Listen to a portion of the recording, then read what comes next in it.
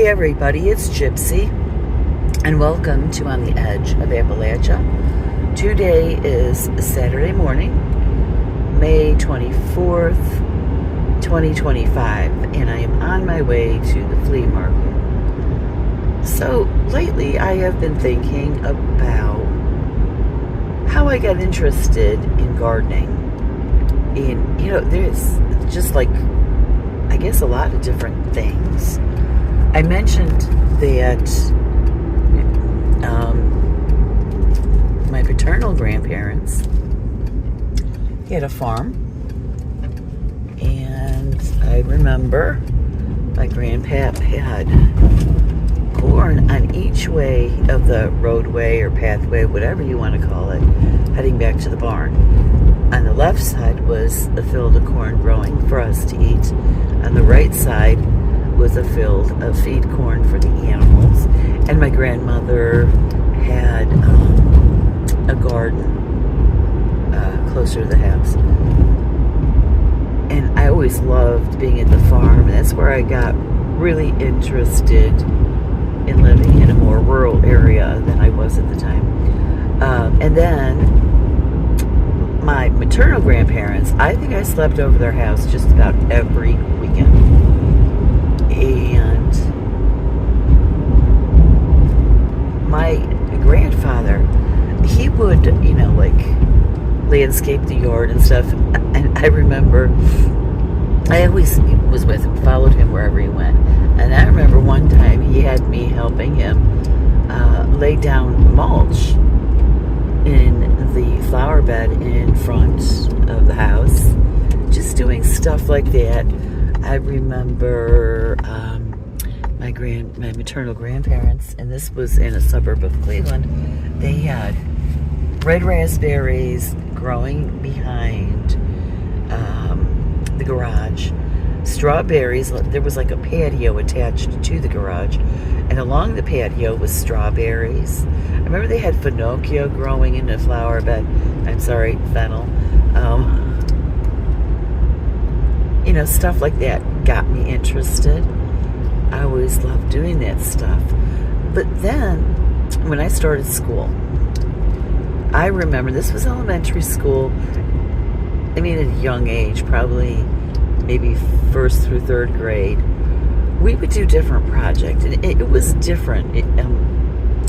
These didn't happen all in one year, so maybe once per year, each teacher would do something different having to do with growing things. And so I remember one time we took baby food jars, put a wet paper towel in there, and then we took a lima bean and we planted it in between the glass wall of the jar so we could see it and the wet paper towel. And I remember you could watch it every day. You can see it starting to get roots and sprouting and stuff. I thought it was the most amazing thing. I really did. And it was to me, that was a miracle. What else did we do? I remember we did a terrarium, and we learned about how the Earth's ecosystem works, and how the water evaporates and falls back down the earth to water the plants and us. I was so fascinated by those kind of things, and I just wow.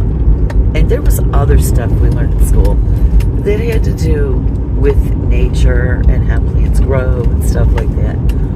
And I was just amazed. I loved it. Then as I got older, I remember, my parents, when I was 11 or 12,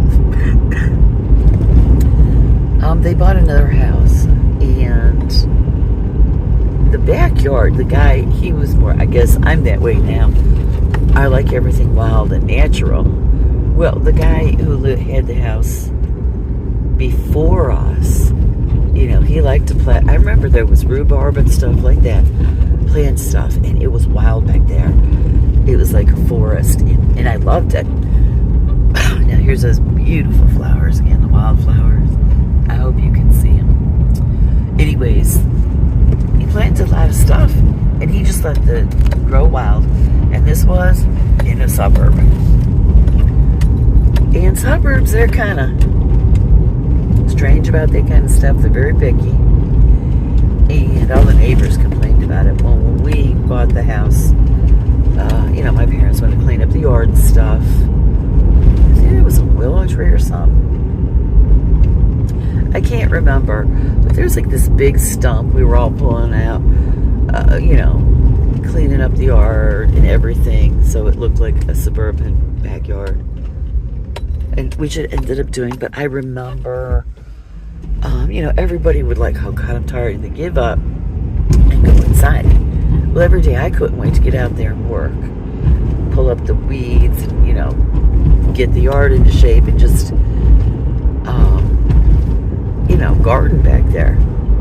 And so I remember I ended up pulling up that stump by myself, and I was, I'm chunky now, but, before I hit middle-aged, I was a skinny thing. Somehow I pulled that thing up. And then I remember after that, like my parents would have like a garden back behind the garage. And I remember every spring it would get to be about April, and I would be so ready to plant, and my dad would be, you can't yet. Like, why? And he would tell me that we have to wait till after the last frost and stuff like that. And at the time, we didn't, I remember I didn't know or understand cold crops. I don't think my parents did either, that you can actually grow much longer in the year in Northeast Ohio if you know what to grow in. And so we would have like, I want a garden now, I want to plant the garden. My dad and I would be like back and forth, and he would be like, no, you can't yet, and stuff like that. I remember I was very, very interested. I loved doing it. I loved like putting in seedlings and watching them grow, or seeds, and I've always been so amazed by it. I mean, it is a miracle. It's a miracle watching plants grow, the changes of the season, stuff like that. It's amazing, and I love it. So then when I became an adult, it was very difficult for me because I was usually in an apartment or something, or in a situation where I could not garden to the level I wanted to. But I remember this one apartment I had when my oldest son, it was before he started kindergarten. He lived there. I had houseplants all over the place. This is before I had cats, of course. I had ivy hanging down off my cupboards. I mean, live ivy. They were just plants everywhere. It took me a long time to water the plants. But it was the only way I could grow anything. But what I really wanted to do was grow food. So, I eventually ended up, when my oldest son, it was the summer before he entered first grade, and we decided to move out into the area that I live now. And we had this beautiful yard. It was very wooded. It was mostly trees, but the one side of the house had a little bit of sun. So I remember planting tomatoes there. They were obviously an indeterminate tomato, and they grew to the roof line of the house. But I got no tomatoes, so I called my dad to find out what was wrong. He goes, you're still not getting enough light at the side of that house. So basically, I could only grow shade plants in that yard, and I loved that house though. Beautiful, beautiful house. And but I thought I was getting enough light. Let me see, that was believe that side of the house was facing west, so maybe early in the day it wasn't enough. But, you know, I was able to garden a little bit more after I married my second husband. But, you know, there was another time I lived, you know, in the same area. And I lived in this century home, beautiful century home. That it was big. It was divided into 4 apartments. And so I had the best one. I had the front porch and the back porch. So, you know, I planted there.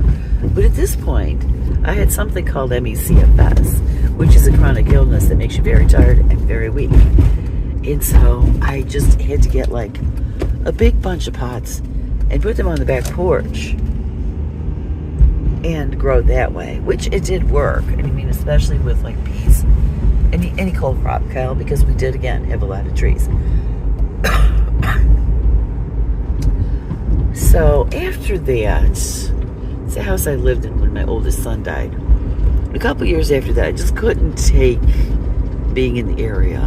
I needed to find a different way to heal. And it was my younger son who helped me figure this one out. I just got on the road by myself. And after a while, you know, I was missing gardening. And believe it, I was in the Southwest, in the Sonoran Desert. I actually started to try to garden while living on the road. Now, in the winter, I spent the entire winter in one camping place in a town called Quartzsite, Arizona. So I thought it would work, and I tried. But they have the biggest, I don't know if you call them locusts or they're not grasshoppers. What's the one next up from grasshoppers? They were huge. Now, my cat Persephone, she tried to help me keep those things under control because she loved to eat them.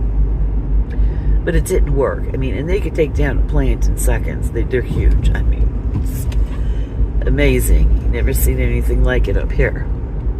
And it was also harder to grow down there. I mean, you know, it's dry, it's hot, you know, but there's a much longer growing season. So I was experimenting with that. You know, then I moved to New Mexico and bought a little piece of property, and I started trying to garden on there. But then I fell. And I shattered my leg, had to have emergency surgery, and then it was time for Mom to come back home. So my son and daughter-in-law, you know, they're truckers, so they asked for like a load heading towards New Mexico because, you know, they explained what happened and they had to pick me up.